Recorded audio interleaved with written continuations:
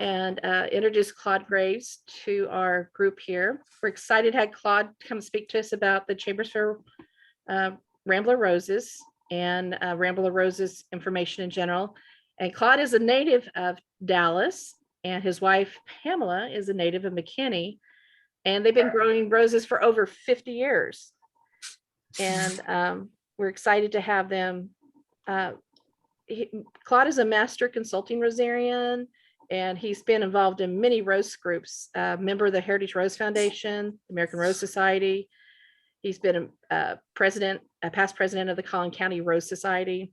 He's been twice past president of the DAHRS, the Dallas Area Historical Rose Society, and he's been twice the president of the Dallas Rose Society. So I guess you just serve a couple of years till they get tired of you, and then you just go to the next group. Throw you out of one and you got to go to another one.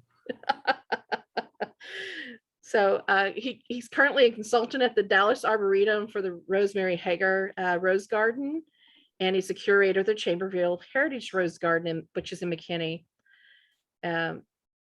So Claude, you've won many awards, and I was looking for him, but I found your name in some articles, but I couldn't find some of your more recent awards that you received this past fall from the American Rose Society. And Claude is an excellent speaker, a world traveler, and always lots of information to share on roses. And he's been very instrumental in helping share the information on rosette disease in our area, and a big advocate for sharing scientific-based information. So we appreciate all of your work and your efforts. But I'm looking forward to tonight for you sharing information on Rambler roses and those Rambler roses at Chambersville. So welcome.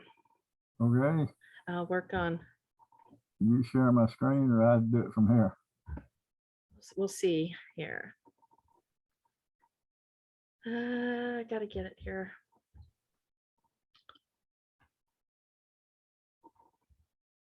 Okay, there we go.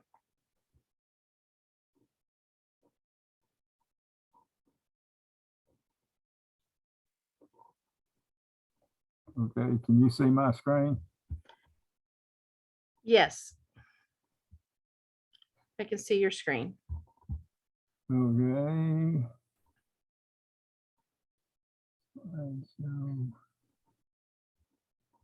Okay. Well, when Maureen called me, I asked what she wanted me to talk about, and she said, we'll talk about the Rambler collection. That covers a whole lot of ground. So I kind of cobbled together a couple of programs. One, an old program I had put together on Chambersville and the Ann Belovich Rose collection there. And then some new programs I've done for the American Rose Society in promoting the Ann Belovich Rambler collection that we're going to be replicating over there. So we'll just kind of go through here. Some of y'all may have seen a lot of this, and some of you may not have ever seen any of it. So we'll just kind of start on through it here. Let's talk a little bit, first of all, about Ann Belovich and this rose collection and the importance of it. Ann Belovich, and I'm not going to go too much in detail there because you could do a 2-hour program on this lady. She is a marvelously multifaceted person. If you want to read a really interesting book that has nothing to do with roses, read her book about her sailing adventure from New Zealand to Hawaii, which she did with a crew of volunteer crew. But anyway, Ann kind of discovered Ramblers later. She got into roses somewhere along in her career of her many endeavors, and she got into the Ramblers because she had a large piece of property in just north of Seattle, there in Washington State, and she thought that the Ramblers would really look nice along her fences and what all, and that's how she got into them. She really fell in love with them, and she began to collect these roses. She made many trips to Europe, predominantly to Sangerhausen, Germany, which is probably the largest collection of old ramblers and other old roses in the world. There's a 100-year-old garden over there. And she just kept collecting these roses and collecting these roses. She mentioned to Stephen one time that she was looking for somebody to duplicate her collection because she was very concerned. She was getting elderly. She was in her upper 80s and she was still traveling by herself to Europe and arranging for the nurseries over there to root cuttings and import them into the United States. And she was getting concerned for her garden because she had no relatives that were interested in preserving the roses. She knew that what would happen when she passed, which she did this last November. And she was very concerned about that. And this was back in about 2010.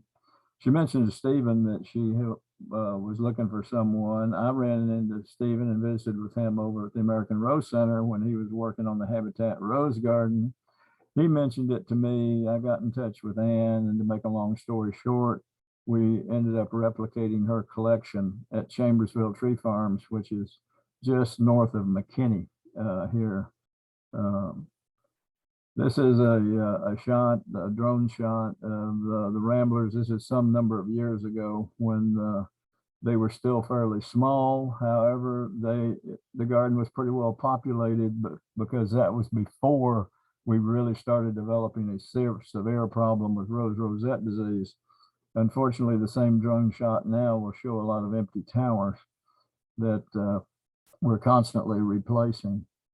But this will just give you a few shots of the way we display these roses. We built these steel rebar towers to display the roses. My concept was I wanted to display the rose and not the structure. I wanted the structure to basically disappear. I wanted you just to see the rose. And I think we ended up accomplishing that fairly well with using this natural rusting rebar and letting the rose be the feature and building a skeleton that the rose could be displayed on. These are just some shots of the Ramblers in the garden. You see it does make a pretty nice display. Those towers are 12 feet tall, and those caps are about 6 foot diameter on the top. And eventually, when they're trained properly, they festoon out over and cascade back down off of that cap. There are 350 varieties in Ann's collection. We have most all of them at Chambersville, except for a few that we've lost because of rosette disease. We're working with the Heritage Rose Foundation. We have many sources of Ramblers, people that grow these roses in the United States, and we're hopeful that we'll be able to recover a lot of the roses that we have lost.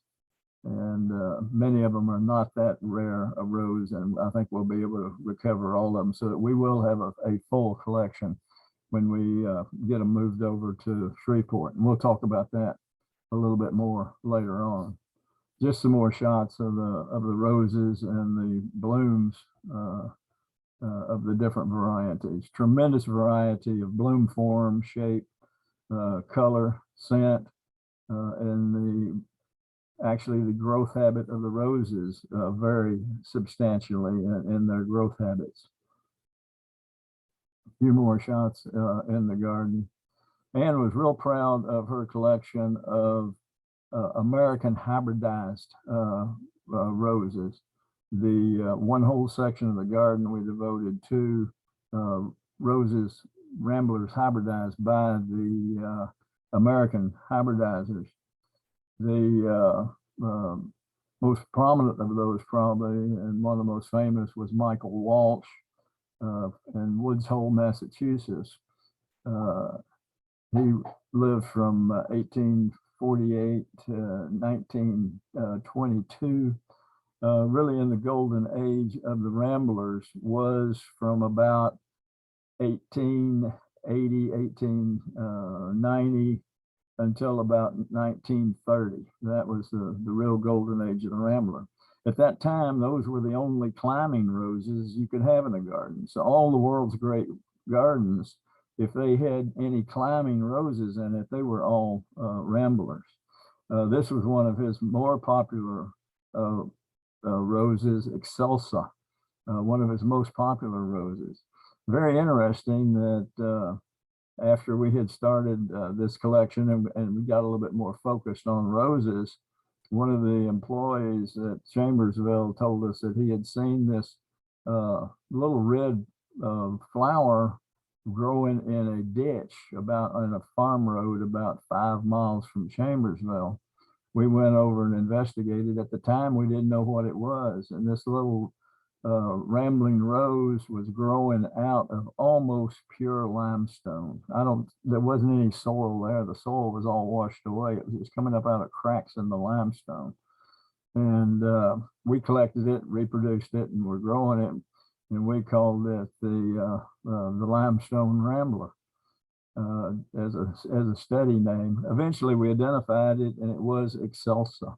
So someone up there at a farm or on their fence along that road had grown Excelsa at one time, and that rose was still surviving up there in that ditch. So that kind of attests to the hardiness of these roses. There's a close-up of the bloom of Excelsa. It is really dramatic when it's in full bloom. Dr. Walter Van Fleet is probably, if anyone's more famous than Walsh, it would be Dr. Van Fleet because of all of his other activities. He was a very good friend of J. Horace McFarland that founded the American Rose Society. He lived from 1857 to 1922. He worked for the U.S. Department of Agriculture. And actually, many of he died an early death, and many of his roses were actually put into commerce after he was deceased by the other members of the agricultural department there. This is Mary Wallace, which is one of my favorites of his roses. Big, beautiful pink bloom. He hybridized with Wischeriana and with Satidra primarily. And there's a bloom on Mary Wallace. It's a gorgeous rose. This is one of them we planted at the entrance on one of the 6 towers at the entrance at the American Rose Center. Michael Henry Horvath, another famous American hybridizer, probably the most famous of the and best known of the American hybridized roses. A rose that still a lot of people grow today is American Beauty Climbing. Beautiful, big, deep pink blooms. It really puts on a show. And it has an exceptionally long bloom period. Most of these ramblers will bloom maybe 3 weeks and you've done pretty good. This thing will bloom pretty well over a 5 or 6 week period. It really has a long strung out bloom period. And there's a shot of the blooms of American Beauty Climbing. And Jackson Dawson. Dawson worked at the Arnold Arboretum near Boston. 1880 to 1900 was his primary hybridizing period. He used hybrid Wischeriana and hybrid multiflora. One of the things that makes it very confusing on these roses is Rosa Wischeriana and Rosa multiflora are the 2 really primary roses that most of these were developed from, crossing those species roses with different tea roses, eventually hybrid tea roses even, and various other roses to get different flower forms and what all. Jackson Dawson, many of his roses have gone out of commerce. Many of them, we grow his rose Dawson but I don't think it's the correct rose. It's very similar. I have seen what I think is probably the correct Dawson at Dr. Fenisci's garden in Italy. I took some pictures of it, and it's definitely different than ours. It has much deeper coloration in it. But again, that could be soil and climate that accounts for that difference. But anyway, his Ramblers are the hardest to come by because most of them are not really in existence anymore, or they're in commerce. It's actually the wrong rose that's in commerce. This is gardenia. This is one of Horvath's famous roses. This is just some more shots of the Ramblers at Chambersville on those towers. This is a little later, the rose rosette starting. You can start to see some empty towers in there from roses we had to take down with rose rosette. We follow the best management practices. Even with these big monster roses, if we find any rose rosette in that plant, the whole plant comes down. And it used to go to the burn pile. We found out that is not a good idea because the rising hot air column actually spreads the mites. So we dispose of them now by leaving the cuttings on the ground and covering them with a tarp to kill all of the mites off of before they can leave the plant, those that already haven't done it. Just a few more shots of the Ramblers. And a few little closer shots. This is Jules Lavachère and Monthly Rambler. Monthly Rambler is the red one. Pearl de Neige, the Debril. Beautiful, beautiful rose. I love the big golden stamens. The white roses with the big golden stamens. I call them some of the great whites, and there's a number of them. Silver Moon and Long John Silver, a bunch of these that are white with the big white yellow stamens. To me, that's just really attractive. This is Miss Helliette, a big bloom for a Rambler, probably over 3-inch bloom. You can see the blooms there. Really nice rose. Queen of the Prairies. This is a Satigera hybrid. And we have never lost one from rose rosette at Chambersville. So the studies show that Satigera, if not resistant to rose rosette, is highly tolerant of rose rosette. And that's borne out by Queen of the Prairies that is known to be a Satigera hybrid, and it doesn't grow real well for us, but we've never lost one from rose rosette. It doesn't grow well because we got it in a bad spot and it's got too much shade. This is Moselle. It's a beautiful kind of lilac pink Lambert. 1000 Blümchen, very popular rose. This is grown by many people around the country. It puts on a fantastic monster bloom in its first spring bloom, or the spring bloom. Pearl von Winterwald, a really nice large climber. Pink Romer, a great rose by Horvath that gets very large, puts on a really nice show. And Glendale by Van Fleet. Glendale is actually the name of that Department of Agricultural Research Station. It was at Glendale, New York, and that's where the name Glendale came from. Lady Gay, one of Walsh's roses, very vigorous grower, beautiful. Colors a little off on this. It's really a little deeper pink than this photograph. Probably a little overexposed. So anyway, we built these gardens at Chambersville. The dedication ceremony that you saw there at the beginning was in 2014.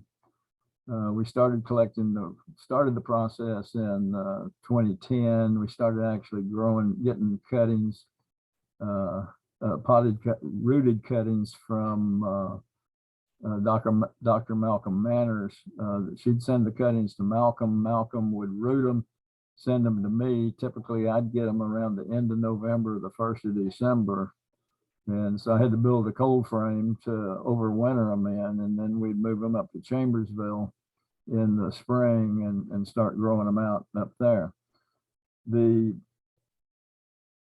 situation at Chambersville with the pressure from rose rosette disease, making it very hard to maintain the collection there.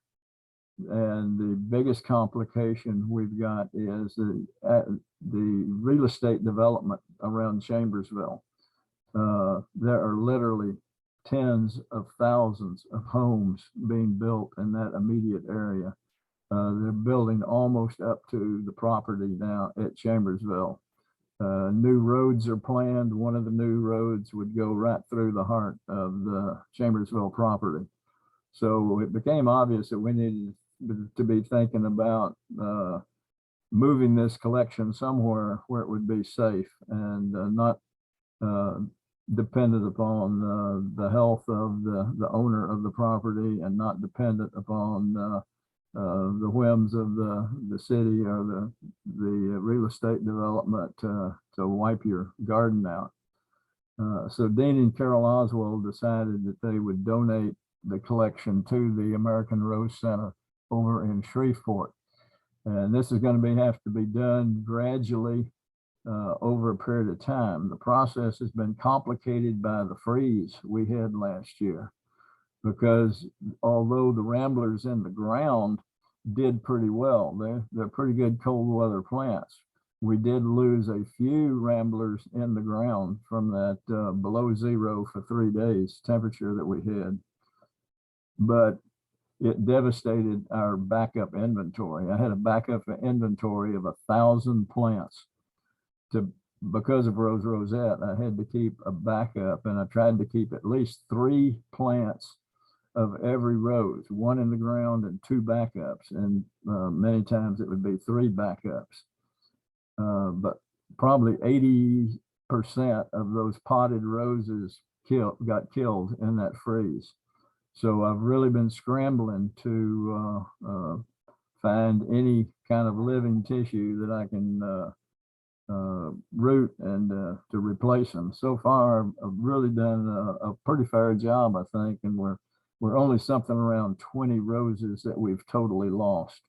Like I say, we have plans on trying to find those as we get into this, but it's going to take approximately 3 to 4 years to replicate these roses and move them over to the Rose Center, which jives with what we can do at the Rose Center.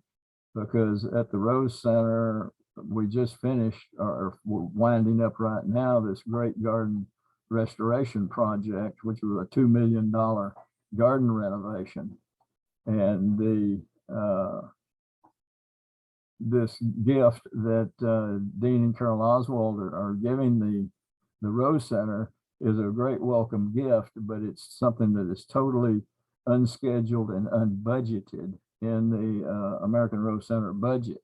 So we're going to have to try to work these Ramblers in over a period of time to where we can raise the money to build the gardens to house them over there. And that maybe is a subject for another program, or if you come over on the February 11th and 12th, you'll get to see what we're doing and where some of these new gardens will go. We don't have time to get too much into that this evening. So we're going to send about 120 rooted cuttings a year. I've got about 140 actually ready to go over there right now that will be taken over in the next couple of weeks. Incidentally, we're going to try to start putting those roses into our holding area over there on that weekend of February 11th and 12th. And they'll be grown out over there. This is a shot, a Google Earth shot of the American Rose Center. There's an old fenced garden over there. This was a hybrid tea research project that Dr. Alan Owens of LSU and I did on Easy Care hybrid tea roses back in 2010. And we had to fence this area so we protect the roses from the deer over there. After that test was over with, that garden has just kind of been abandoned and not used for anything, but it made a perfect location for us to move these ramblers in and establish them over at the American Rose Center. This is a picture of that hybrid tea research garden right after it was first planted back in 2009. So converting this old fenced garden in accomplished a lot of things for us over there. It provides a deer-proof secured area. The gardens now at the Rose Center are secured by a deer fence around our display gardens, but there's no area within that fenced perimeter where we can grow out these ramblers. So this gives us a area that is normally not protected by the deer, but is because it will be inside this fence.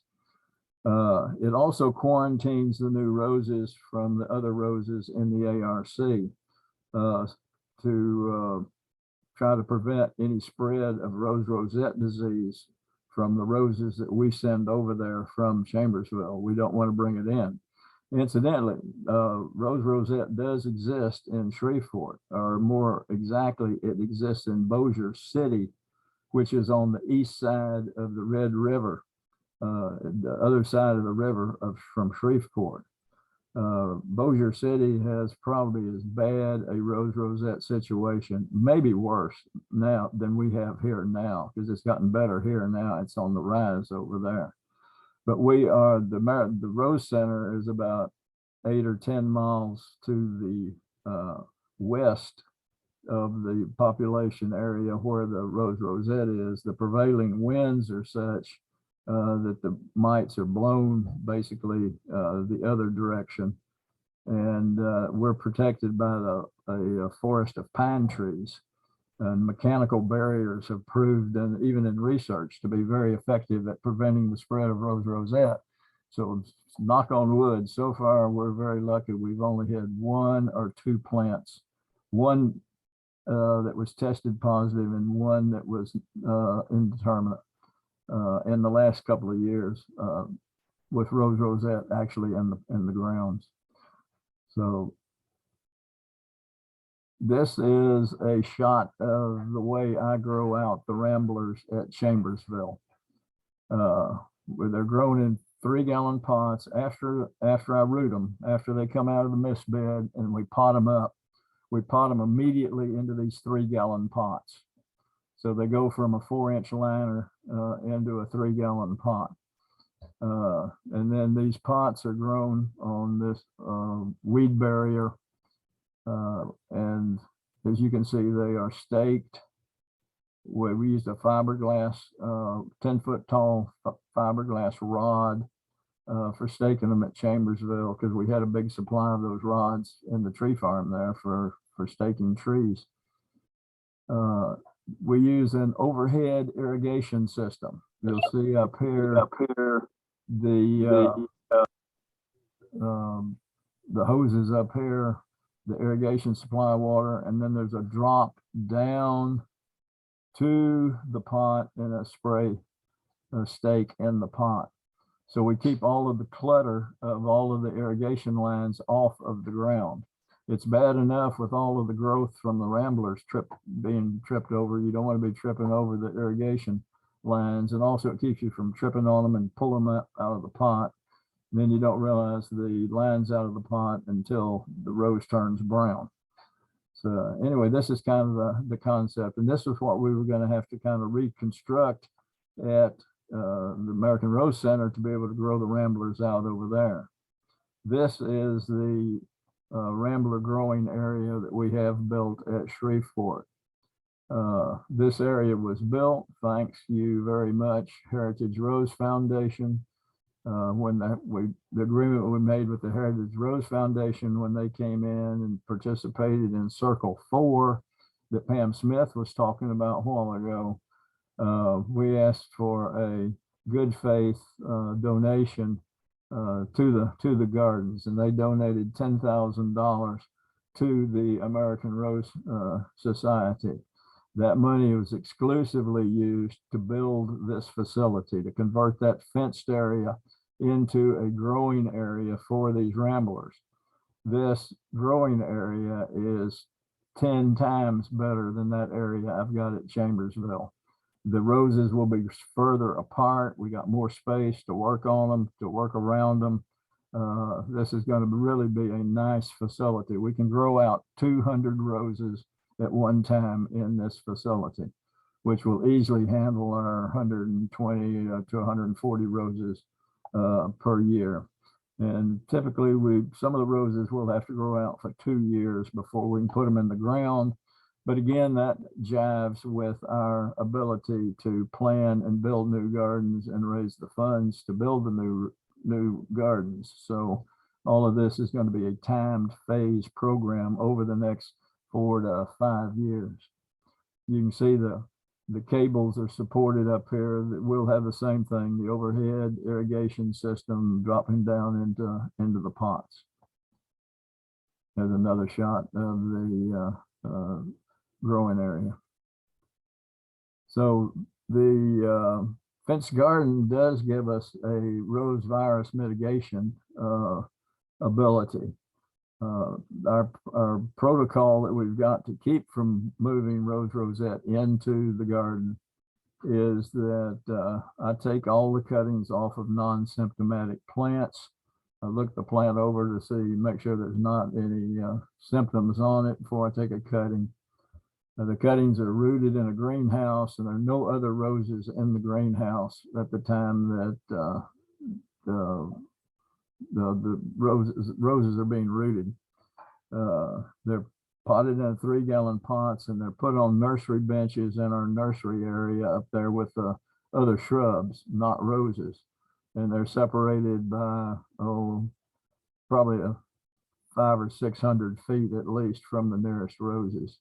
So they're kept in a separate area, and that area is not particularly infested with rose rosette disease. That's our rose inventory area that's close to that.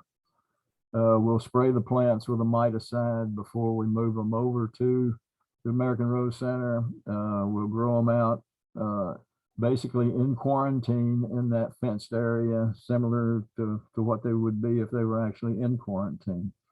And then they'll be routinely monitored and sprayed. Actually, Dr. Mark Wyndham got a donation a couple of years ago from the American Rose Center, and in return for that donation, he comes by and routinely does mite counts and does work on checking to make sure if there's any rose rosette disease in the garden. So we're well aware of what's going on over there. And I mentioned that the funds for the garden were donated by the Heritage Rose Foundation. That $10,000 is what paid for the conversion of the garden. The only thing, the picture I showed you, the only thing that wasn't in was the irrigation system.